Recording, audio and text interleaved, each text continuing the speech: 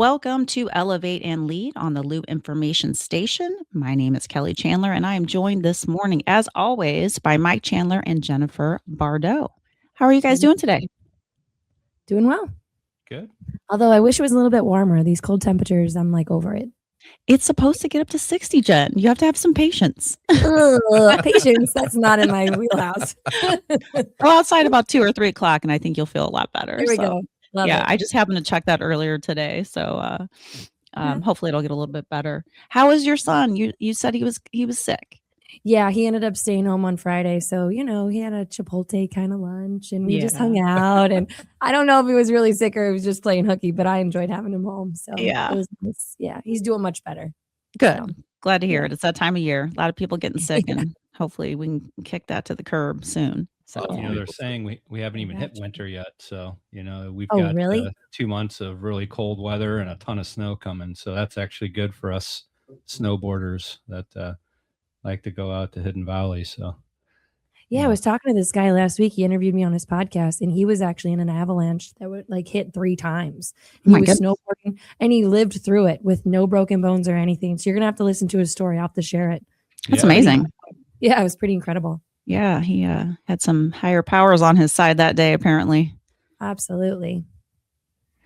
So anything exciting to share or anything new in the grit community, Jen, that you want to share before we hop in? I was down at the ballpark yesterday for our reality TV show. We did some really cool filming down there in the it was one of the Anheuser-Busch, I think it was the Crown Room. It's a pretty neat setup, and they just came out with a new club called Club Ava, and then they have Club Ava Garden that's, I guess, been open since February, so that was pretty cool. And then within Grit, I'm recruiting more of my authors that are going to be kicking off for the Mental Fortitude book this summer, and our luncheons are in full play. I've got all of my workshops out for the whole year, so I'm excited to see the community grow. I actually have a couple of male members for 2026, which is new, which is cool. Mm-hmm. So yeah, I saw Alex Vaughn, right?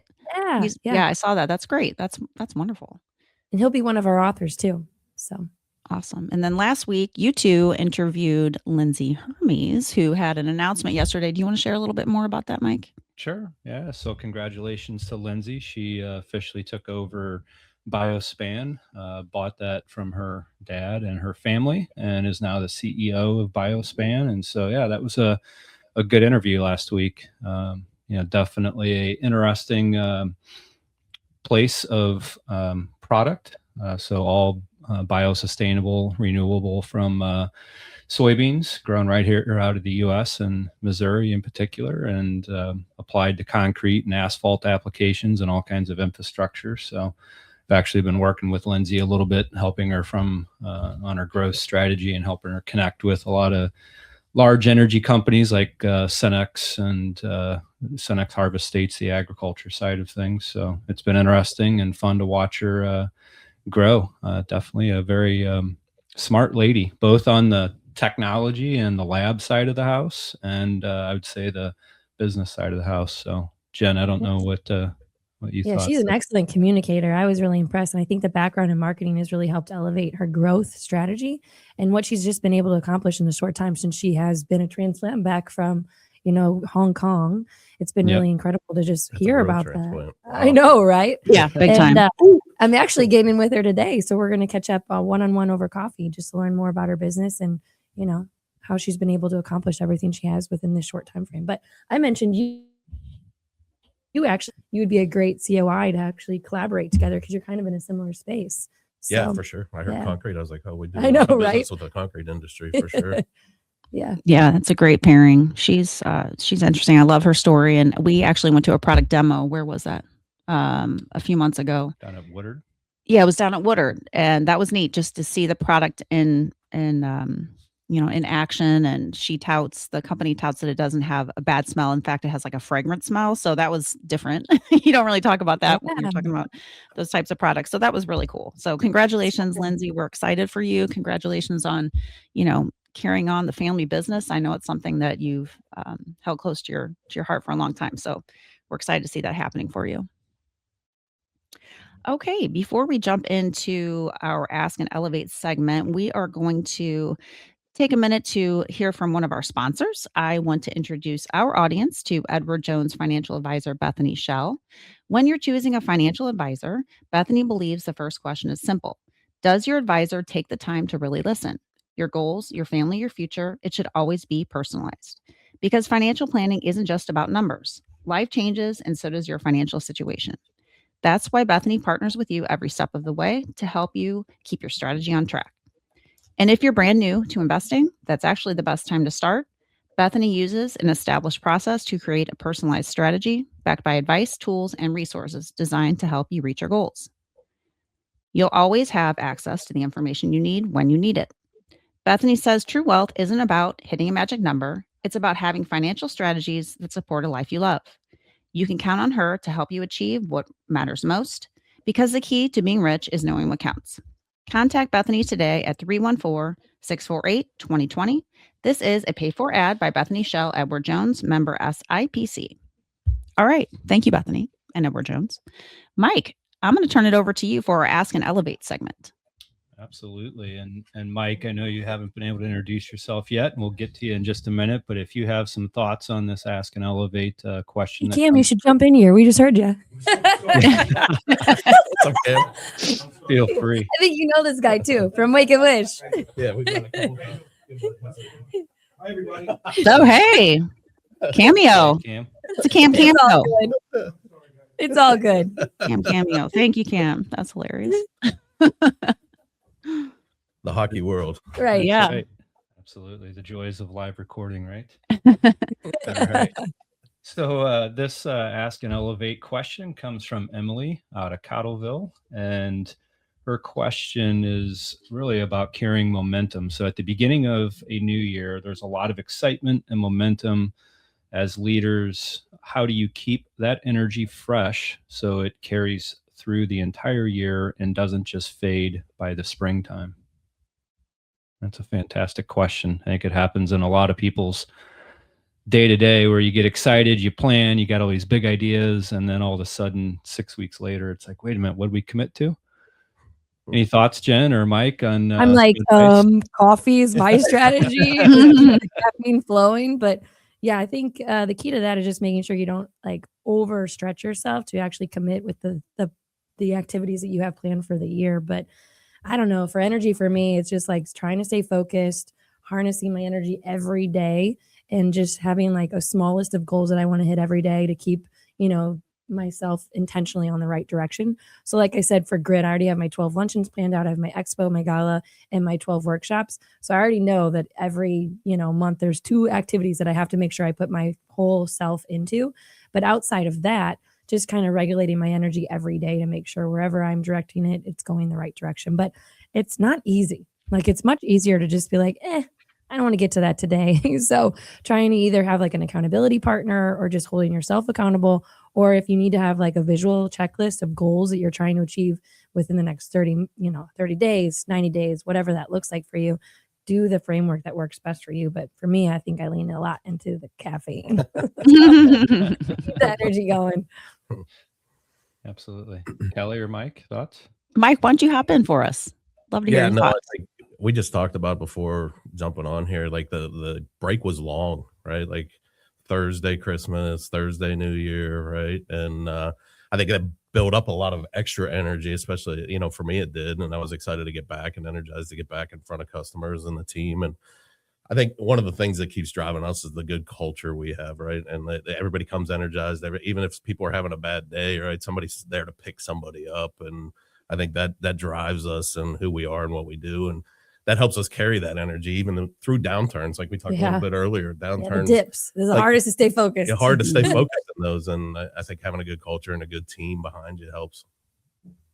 Yeah. For me, there's always that natural fresh start energy that carries pretty easily, I would say, in the first quarter, and then it starts to get heavier. I think as we all experience the year, and you have your quick wins, Jen, which I think are important. Like you already planned out your year. That's wonderful, and that's a great approach. And for me, it's interesting because I just started supporting someone who is an EOS implementer, and I'm learning that entire framework. And they actually have an awesome framework for keeping you energized and getting things crossed off your list. And so I really am learning a lot about it, and I'm excited to share it with other people who might be interested in something that will help them hit their goals and stay focused, because they have an awesome framework.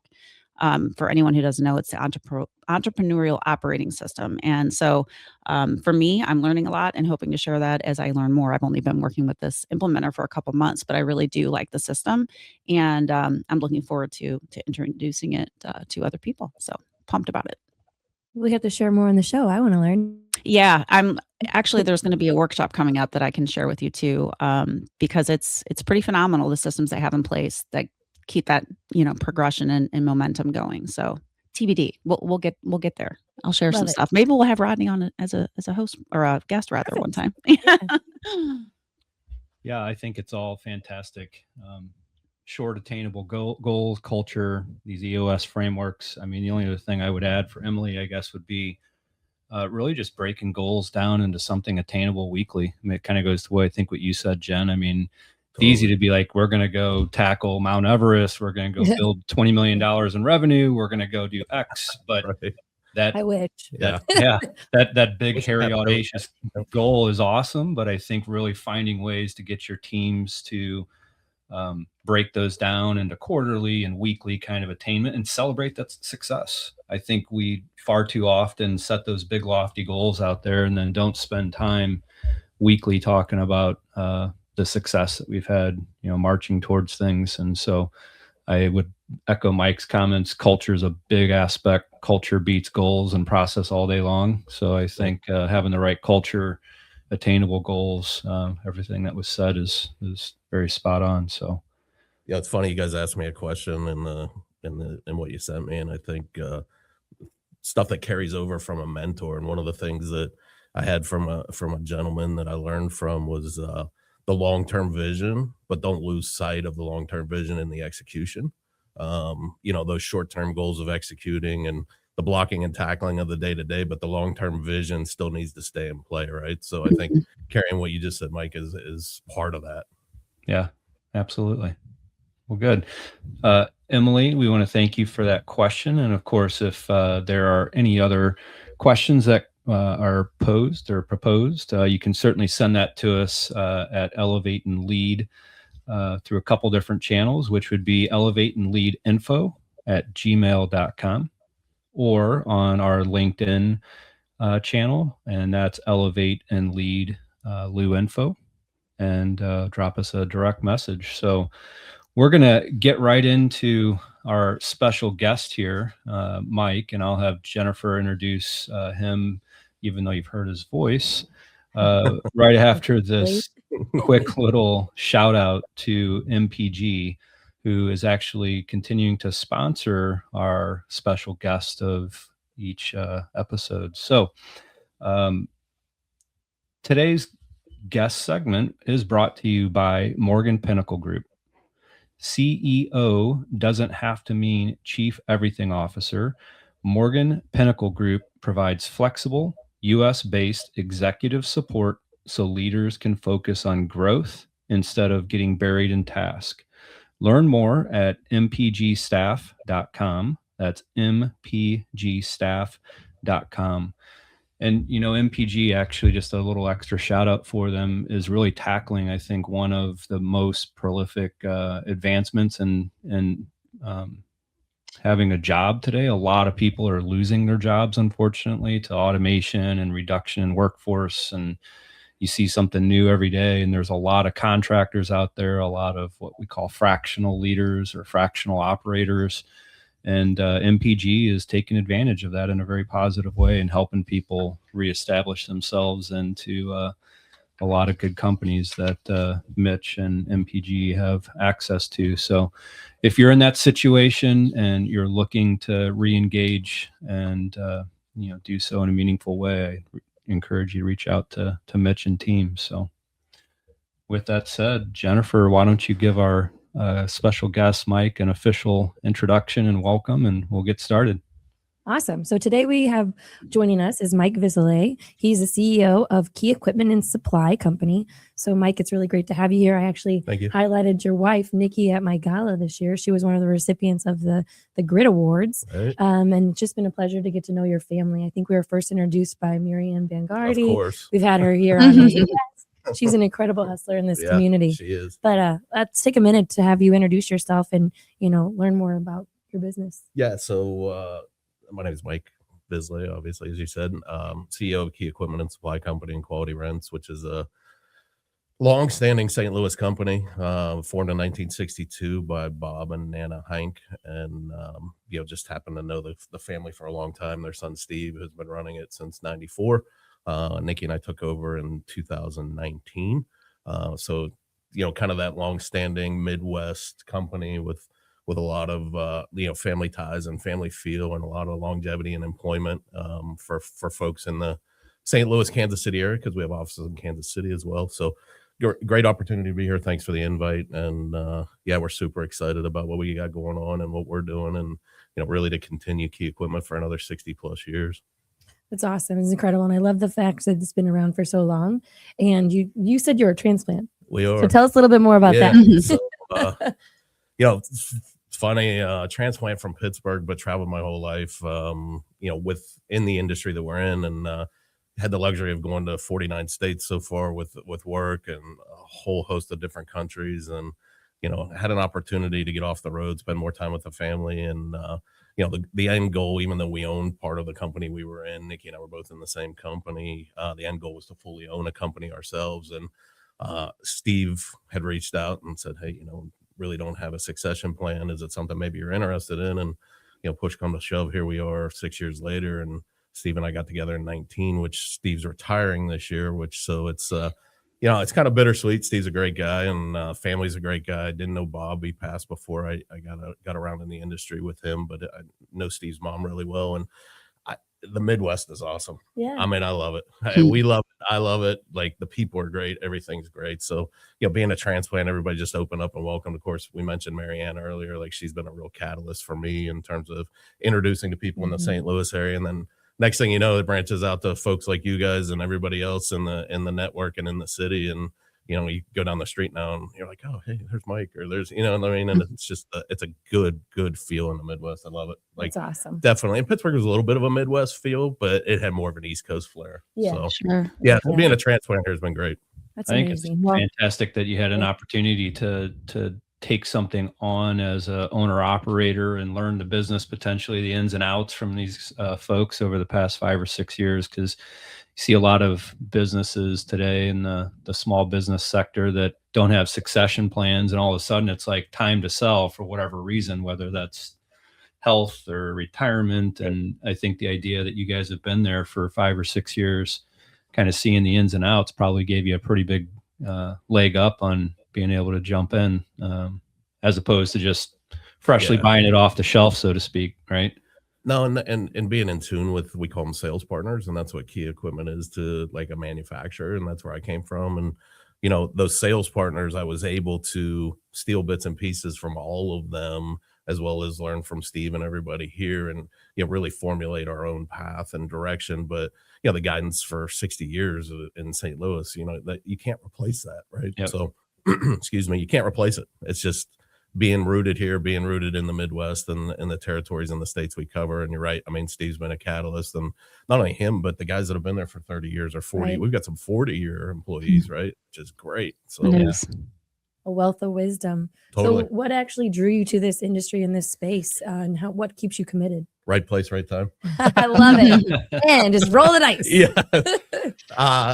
So I was working for a company in northern Pennsylvania, and a buddy of mine said, hey, this guy's gonna get a startup going in the pipeline world. And I was like, oh, interesting. So robotics in the pipelines, I was like, oh, that's pretty cool. So I was like, yeah, let's make a go at it. No kids at the time, no house at the time, like startup company, sure, why not? Risk taker, obviously. So that's something that was right in my wheelhouse. And next thing you know, we go from a startup company to 120 million sale in 2020. So we sold the company in 2020. So, a startup with a lot of hard work, a lot of dedication, a lot of travel, right awesome. people. and an aggressive approach across the country, and got into the industry, and then I got addicted. You know, Right. addicted to the industry, addicted to the people.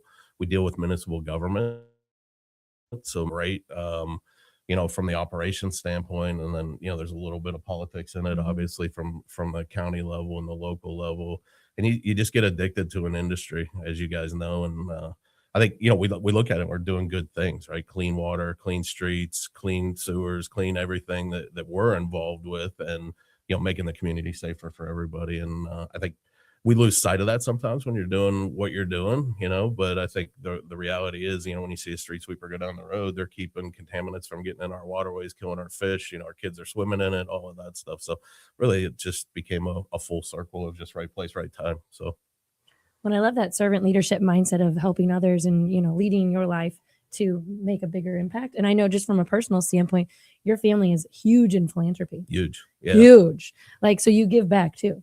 So I yeah. love that. So I want to understand your level of leadership. Like, can you go in a little bit more detail on like how do you describe your journey of leadership and like, you know, how have other mentors guided you in becoming the leader that you are today? Yeah, no, it all starts with my old man. I mean, my dad is sorry, a little You're gonna tear up. yeah, Yep. but Yeah. Okay. no, All hard good. work, commitment, dedication, like just proved to me like, hey, go out and get it, right? But give back. And I think that's where it all started. So Mhm.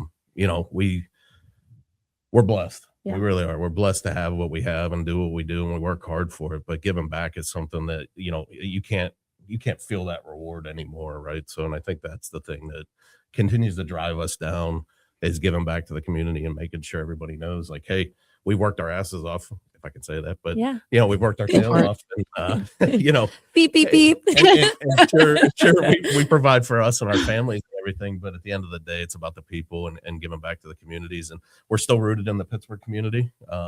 And we're definitely getting rooted here in the St. Louis community in terms of giving back to different organizations and stuff. So, and I'm a huge fan of just random stuff. Like we went to a thing in Pittsburgh where your little kid had passed away, was a big car freak and all of that stuff, and started to support Children's Hospital of Pittsburgh. And yeah, randomly we just dropped toys in Mm. Pittsburgh hospitals, right? Like we just send them in with his name on it. And they go to his foundation. So, you know, it doesn't have to be about us, doesn't have to be about me. It's just simply about like doing the right thing. So Yeah, I love that. yeah. And that's So, what I want to highlight because it's incredible. And the connection with Jan is, or Cam was Make a Wish Foundation. Yeah. You guys are super plugged into there. So. for sure. Yeah. I mean, tied into that and, you know, great execution with that team there. And Yeah. super excited to be the sponsor to one of their Mhm. outings or gatherings this year. And it's just, you know, see the smile on those kids' faces is unbelievable. And, you know, I think it's fun to watch as well as it's energizing. We talk about energy and coming into the year and stuff like that. Like that brings energy, right? And just super excited about that. You know, Yeah. we'll continue to be involved with that, you know, for a long time coming. So how do you stay rooted in like who you are and your core values and navigating that within your business? It's hard. I mean, it's definitely hard. And you know, a quick story on the business and the core values. The culture's big, right? We inherited a lot of people, and we made 19 changes Wow. personnel wise 2 years ago, right? Just simply because they didn't fit the culture or the Yeah. work ethic, the drive, or the demand. The hardest decision I ever had to make. Yeah. Yeah, Yeah, I bet. And as a small company, you know, we paint ourselves to look really big through marketing and stuff. Mhm. And I had a great compliment from a marketing professional last week, and he's like, "Yeah, you got to be 150 employees." I'm like, "Yeah, we're a third of that." Mhm. But that's the That's portrayal out huge. there. That's awesome. Yeah. You know, and coming from a marketing backed company, like that's the goal is Yeah, to absolutely. project yourself bigger. But I think, you know, when you make a change of 19 people, it's like, okay. And of course, some of the OGs that are there, are like, what do you mean? We're getting rid Yeah. of 19 people. Sure. Yeah. Believe me, it'll be better, right?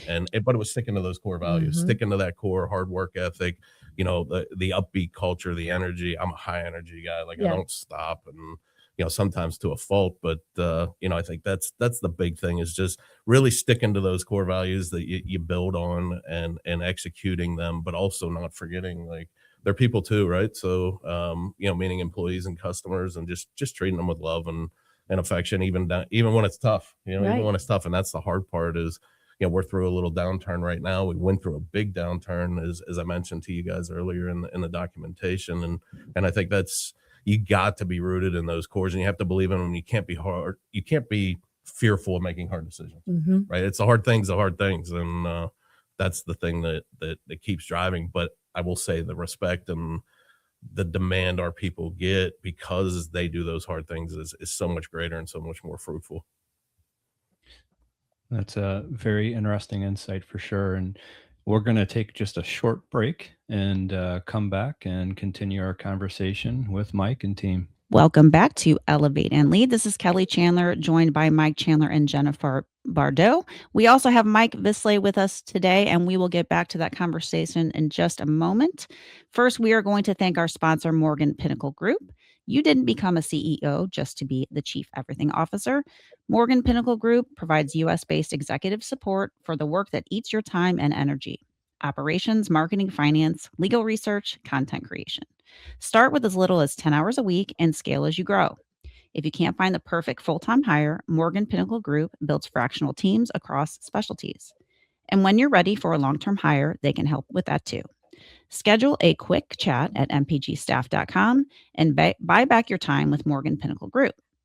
So thanks again, Morgan Pinnacle Group. Mitch Morgan specifically, who I know because he got me tied into working for Rodney Miller, who is the EOS implementer, and it's going smashingly well, I have to say. And I hope to bring back some of my learnings from that experience, but I wanted something part-time, and that's what I have, and it's working out great. So thanks again. Before we jump back into some serious business questions, I wanted to ask you, Mike, what's the 50th state that you have not been to?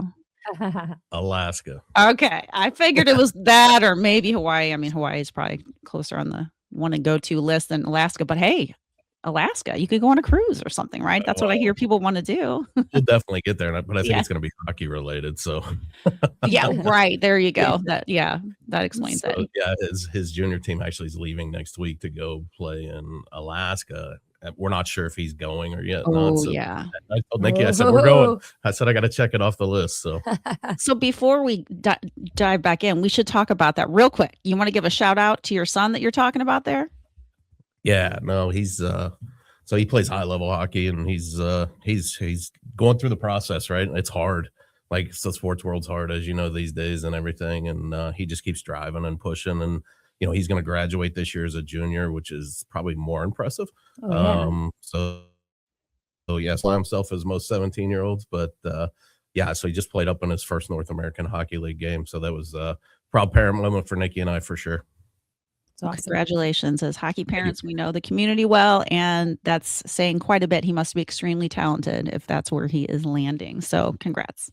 Yeah, thank you very much, and thanks for the add in there. Of Let's course. give a shout out to Nikki too, because she's incredible. Yeah, she comes to all my grid events. She's on the notes. I was like, we cannot forget about his amazing wife, because she is incredible. She's on the notes for sure. Yeah. So and we had this conversation about, you know, when we were, I forget where we were, somewhere for hockey. As you guys know, we travel all over the place, right? And you know, she's like, you know, followed you to EnviroSite, now followed you to Key Equipment. Like, she's a speech language pathologist by education. So playing in the sewer world and the street world, totally different. Yeah. But no, she's great. And, you know, managing a rental company from Pittsburgh when her and Brandon were living there and I was living here, and, you know, to keep all that together and keep everything good. Yeah. It's a lot of hard work and a lot of effort. It just shows what caliber of person she is, and you know, the drive and motivation for the common good of, you know, making this business go. And ultimately the end game is for Brandon to run the business. So Very cool. An incredible mentor. She has a program that she launched to help young leaders, and a few of them have actually come to some of my grid events. She's just an incredible woman. That's why she got the grid award. Yeah, very cool. It sounds like you have quite the little family dynamic there. It's awesome. Yeah. Powerhouse. Envious. Yeah. that's when we go home at night and we just crash. Yeah. It's over. Yeah. Right. That's a very inspiring, I think, goal, Mike. So I congratulate you.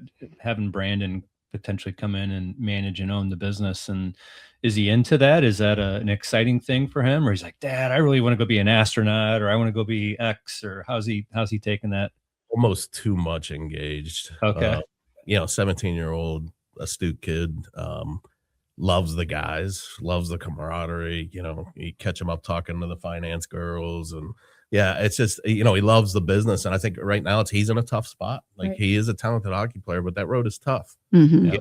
He's like, "Dad, I don't wanna be going to college at 21 because that's what happens when you go play college hockey is you go to Right. juniors for a long time." And he's really in tune with the business, and I think he's at a crossroads now. And him going to Minnesota last week and playing an advanced level game, I think, kind of propelled hockey a little bit more than the business. But there was a moment there earlier this year where I thought, okay, he's going to quit hockey and he's going to come Mhm. full time to the business, which I'm all for. I'm Mhm. 100% all for, but I also don't want him to rush his life either, right? Like, the business will be here when you're done chasing Correct. dreams. Yep. And we're not going anywhere. The goal's another 60 years, and the goal is eventually to have him run the business for sure. And that young leaders group that we started is part of that. It's part of that. Because personally, I wish I had something like that growing up where I could look under the hood financially because I wasn't a finance major, or I didn't really know a ton about finance, or didn't know a lot about operations in terms of, repairing equipment or, parting equipment or any of that stuff. I had to learn that from the School of Hard Knocks, and, Mhm. which is great. Yeah. But these young leaders, and man, what a strong team, 9 players, and they're just phenomenal people from all walks of life. And, I've seen an outpouring from them. Like, a lot of them are pretty reserved, and stick to their disciplines, whether they're in service or not. And I challenge them, and we just had our meeting last night with them, and we reviewed a book called Selling the Invisible. And, strong book, a lot of stuff business in the background of it. If you guys haven't read it, there's a lot of those invisible pieces to Yep. business that a lot of people don't see. Right. And it was fun to watch them review a chapter and give their take on it, but then also critique their peers, moving forward. So, twofold. One, to educate that group coming up to be the leaders, because hiring from within is so much easier because you have that legacy that they've learned from those OGs that we talked earlier, and they can carry that on. I call it tribal knowledge. And then also setting it up for Brandon to have a team around him that are strong leaders and strong players in our industry. As much as, and we're even traveling this group, we're investing money to travel this group to different trade shows, different organizations, different sales partners, to learn not only from us, but from everybody else in the industry. So I think it's highly important. And that's probably one of the proudest things Nikki and I have done so far, is that Young Leaders University. And we have all these groups reaching out saying, "Hey, we'll educate your group." And I was like, but they're not going to do it the way we see it as leaders within our industry. So, pony up the money, do it right, and get after it. And super proud of that group. I can't be more proud of them coming out of their shell. And that'd be an interesting conversation for you guys to have maybe one of them on at some point, Absolutely. and Of course. a group of them on, just to kind of see what that experience is. But it's super rewarding, and the return we've gotten, just the way they talk to customers differently, the way they interact with their team members, the way they're learning the different disciplines has been great. Yeah. Selling the Invisible. I actually have that book on my shelf here in the office. So it's our That's awesome. CEO so we've scaled and sold 3 professional services firms, and our CEO of the first one that was sold in 2012, Selling the Invisible, was a required book Right. for our leadership team. And I think I used it even at the firm that we started here in St. Louis and sold in 18. But definitely a powerful book full of insightful things when you need to sell more than just a product off the shelf, so to speak. So it's 100%. It's an older book, but it's yeah, still, it is. I mean, business is business. It hasn't changed, right? It's just Right. the execution and style. And I think, I go back to that, and everybody's like, "Oh, it's a 20-year-old book." I'm like, yeah, but it still has the meaning, right? It does. It carries forward for sure. That's good. I'm glad you read it. So you know exactly where we're coming from on that book. So Yep. Yep. Good stuff. Well, Jen, do you want to take the next question? I think we have some good ones for you here, Mike, to dive into. Sure. So obviously, you shared your strategic plan for long-term vision. What does it look like within the next, 6 to 9 months? yeah, so this year's been interesting. I think, we were running hard out of COVID, and, back to Nikki, when I came to her in 19 and said, "Hey, what do you think about St. Louis?" She's like, "What?" I'm like, "What do you think about moving to St. Louis?" She's like, "Okay." And then a couple of days later, she's like, "So are we really doing this?" I said, "Yeah, I think so."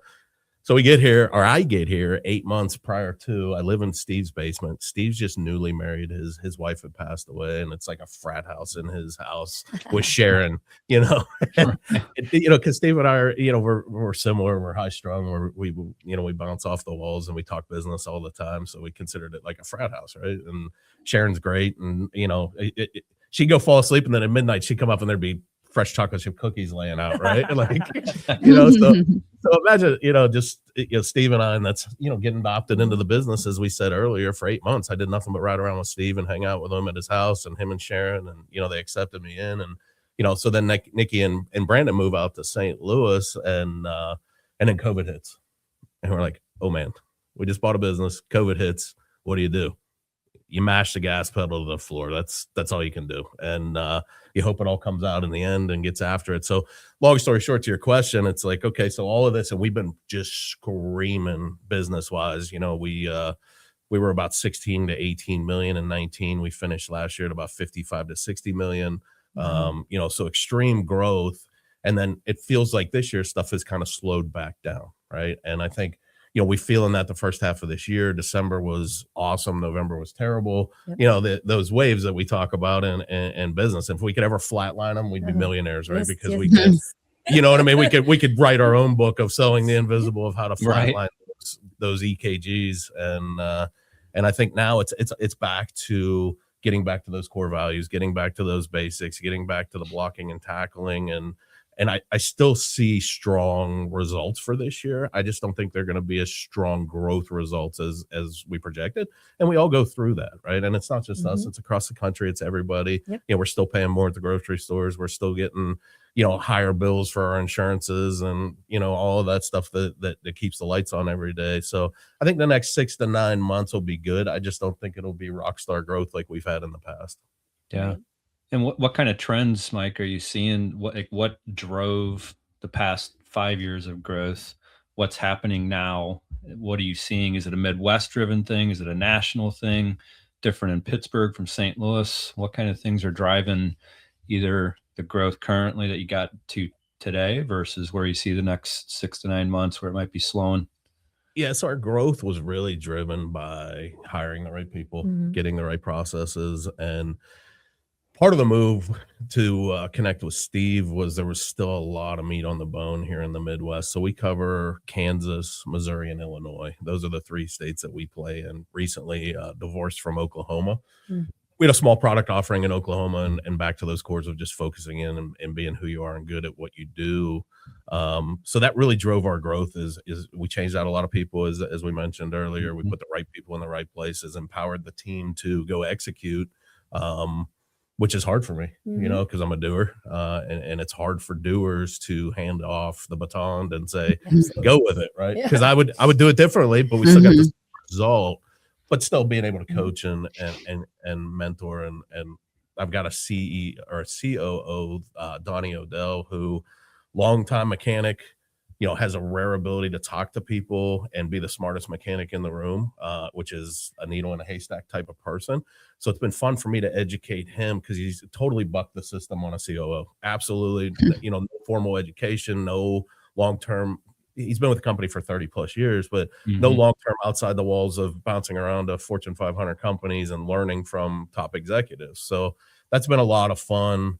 And I think now it's nationwide, to answer your question, Mike. It's a little bit of a slowdown in our industry because our manufacturers got so behind on lead times that everybody in our situation we over-ordered because, if we can't get it, we can't sell it. So when your manufacturer is 12 to 24 months in lead time for a seller piece, like, puts a lot of pressure on a small company like to get after it. So I think we're starting to see that catch up of, okay, now we're not ordering as much. Other sales partners aren't ordering as much, and we're selling off the inventory. But the municipal world has slowed down a little bit too. They're like, oh, we got our money. We've been running and gunning like you have through COVID. So we're gonna pump the brakes a little bit. So I think it's a pause for a little bit, and I think we'll see it ramp back up. But again, it's okay. Like we're good, and the company's good, and the employees are good and everything, but it also gives you time to reflect back and get back to those cores and that rooted nature, and make sure your execution strategy is good for once it ramps up again. Thank you. That's good advice. Good insight for sure. Yeah. So what's the process that you've learned that's really helped you? You called yourself a risk taker. So what is the process you've utilized to help teach yourself how to make those hard decisions under pressure?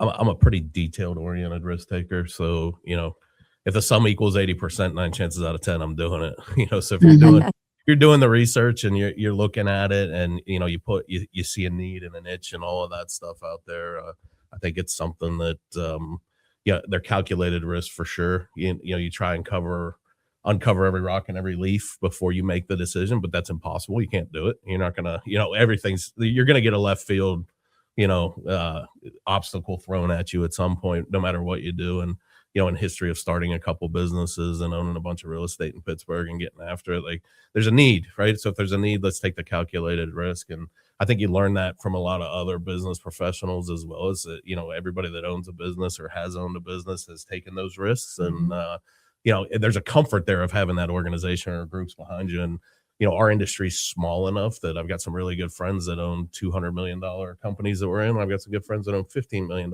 So you kind of bounce around with that and figure it out. But, just recently, Brandon and I have a love for guns and cars and, so he's really into the guns. So I went and got my FFL. Turns out it turns in from just fun into a business now that him and I are doing collectively. And it was just, because everybody in the Midwest loves their guns and they love to hunt. And next thing you know, we're selling hundreds of guns a year. And, it's a risk, but at the same time, it's something that we enjoy doing too. So I love it. That's kind of what Lindsay had mentioned last week about finding something that has a solution. And you're talking about, the same kind of mindset. So as long as you can find that solution and you're adding value and it's something that you are enjoying, you can really get after it. Yeah, no, and I think that the value part is a solution, but the value part, absolutely. but you got to love it too. You can't, you can't do it without, because you're all in, as you guys know, you're all in. Oh, I mean, you live it, you breathe it, you bleed it. It doesn't leave you, and almost to a fault for us business professionals, because it is our life, right? And it's hard to separate that from, and I'm lucky because it's all in the family. Brandon and Nikki are involved, and there's a commonality in there. And some people are like, I don't know how you work with your wife, or you know what I mean? But it just works. You too. Yeah. Yeah, you guys know it just works for us. It does for some people, and sometimes you want to, wring each other's necks. But you have to have a good complementary thing going on. I've never felt that way. That's the funny please, thing. yeah. Oh, come on, Mike. Hilarious. Please. No, but it's all good, and the risk taking part to me is fun. Like it is. It's just fun, but that's also a self confidence, self belief that if you're all in, you're going to do it too. And Mike, I'm sure along that path, there's had to have been some pivotal moments for you, because with great risk comes great reward, big downturns, the EKG stuff we talked about. Right. What were some of the biggest pivotal points for you as a business owner, as an entrepreneur, as a risk taker, something that shaped you, changed you, a big lesson learned? Anything you would like to share? Yeah, so one thing I shared and you guys with that is in those notes, and we talked about it here briefly, was we over inventoried to the tune of like $30 million, right? Yeah. So Enterprise Bank is our bank, and I can't go to Nick Overcamp and be like, hey Nick, like I need $30 million here. Yeah. We're overstocked, and he'd be like, that ain't happening. So we took a look at it, and it's self-inflicted 100%. But we had to, because as we mentioned earlier, our manufacturers with a 12 to 24 month lead time, if we don't order today for 2027 or 2028, we don't eat, and the employees don't get paychecks and they don't eat. Right. So it's a risk that transitioned in this industry through COVID. We never had that problem. We could order a product, get it in 4 to 6 months, keep that even steady flow going. So we had a little bit of a downturn, a lot of a downturn, a lot of extra inventory in the market space, as we talked about. And it's like, okay, what do you do? Right. What do you do?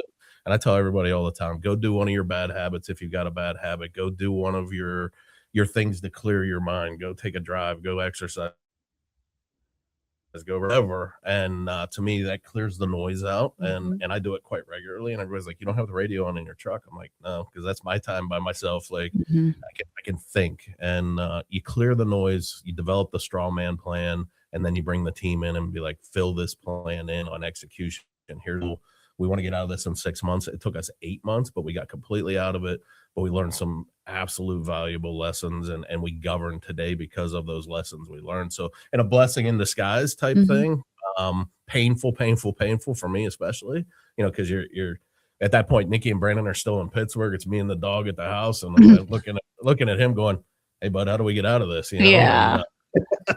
Yes. Yeah. But yeah, so painful, but I would go back and do it again just because it made us better and made our team better. That's incredible. Yes. Thank you very much for that. Good insight. I always think it's those pitfalls or those challenges. That's what grit's all about, right? It teaches you that more wisdom, that's many more lessons, and it carries you forward because you're not going to go down the same path again, right? No.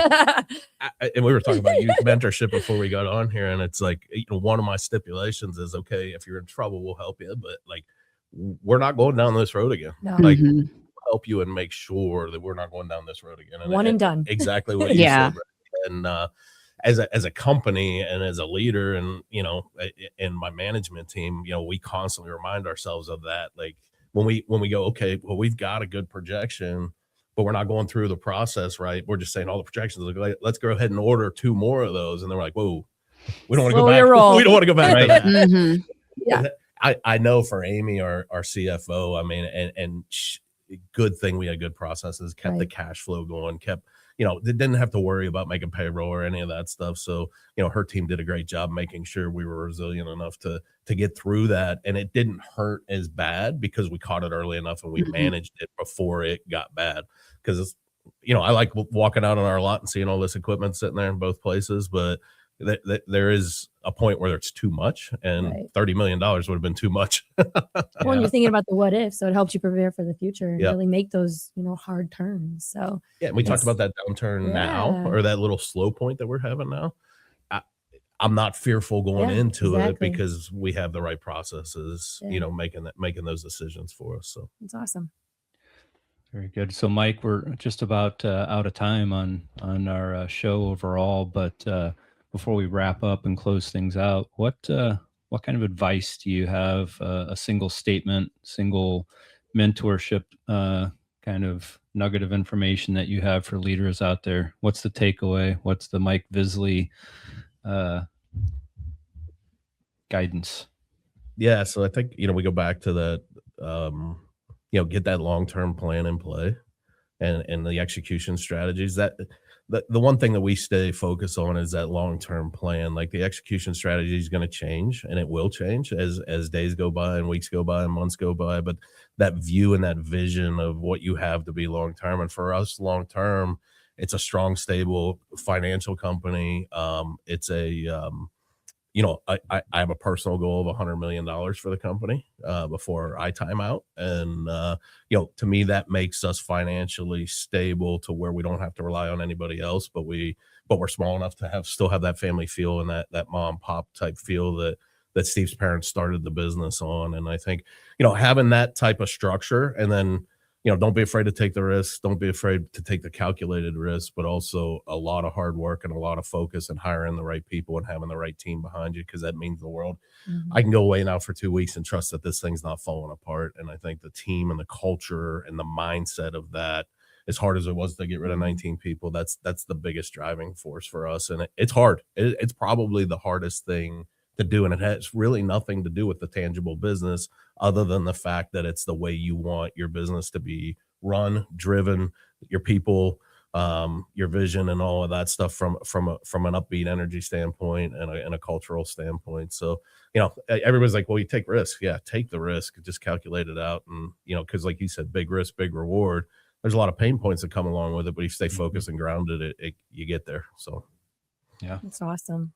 Well, thank you so much, Mike, for joining us today. You were listening to Mike Vislay, who is the CEO of Key Equipment and Supply Company. So thank you so much for sharing your wisdom, your leadership, all of your grit. I loved your journey, and I can't wait to see you hit your goal. So appreciate that. Absolutely. So next week, we're going to have Ed Herman, who is actually the co-owner and managing partner of Brown and Crouppen. And we have other several businesses like the Lou Information Station too. So you're listening to Elevate and Lead. And this was Mike, Kelly Chandler, and Jennifer Bardot. We will see you next week. And you're listening to Elevate and Lead on the Lou Information Station. Perfect.